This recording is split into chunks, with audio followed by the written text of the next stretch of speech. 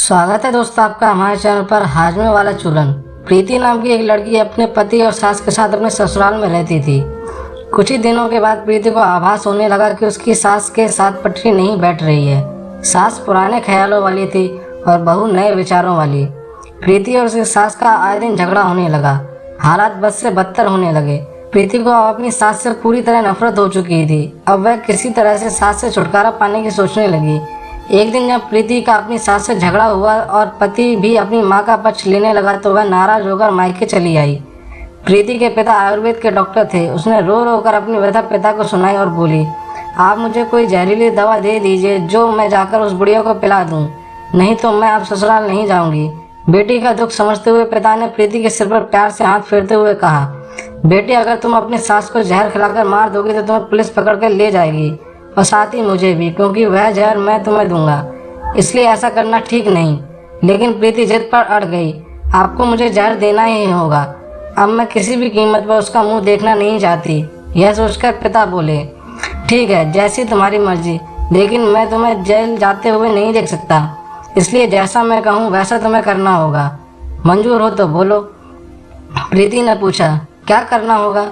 पिता ने एक पुड़िया में जहर का पाउडर बांधकर प्रीति के हाथ में देते हुए कहा, तुम्हें इस पुड़िया में से सिर्फ एक चुटकी जहर रोज अपनी सास के भोजन में मिलाना है। कम मात्रा होने से यह एकदम से नहीं मरेगी, बल्कि धीरे धीरे आंतरिक रूप से कमजोर होकर 5-6 महीनों में मर जाएगी। लोग समझेंगे कि वह स्वाभाविक मौत मर गई। पिता ने आगे कहा, लेकिन तुम्हें बेहद सावधान रहना होगा ताकि तुम्हारे पति को बिल्कुल भी शक ना हो पाए, वरना हम दोनों को जेल जाना पड़ेगा। इसके लिए तुम आज के बाद अपनी सास से बिल्कुल भी झगड़ा नहीं करोगी, बल्कि उसकी सेवा करोगी। यदि वह तुम पर कोई टीका टिप्पणी करती है तो तुम चुपचाप सुन लोगी, बिल्कुल उसके विपरीत जवाब नहीं दोगी। बोलो, कर पाओगी यह सब?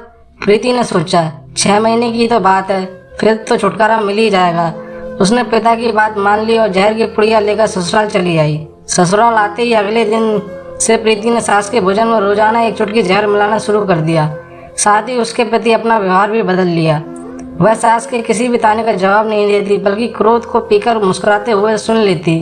रोज उसके पैर दबाती और उसकी हर बात का ख्याल रखती। सास से पूछ पूछ कर उस पसंद का खाना बनाती और उसकी हर आज्ञा का पालन करती।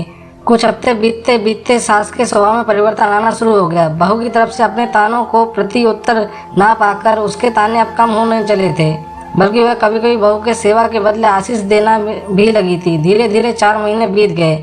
आरती नियमित रूप से रोज सास को एक चुटकी जहर देती आ रही थी, किंतु उस घर का माहौल अब एकदम से बदल चुका था। सास बहू का झगड़ा पुरानी बात हो चुकी थी।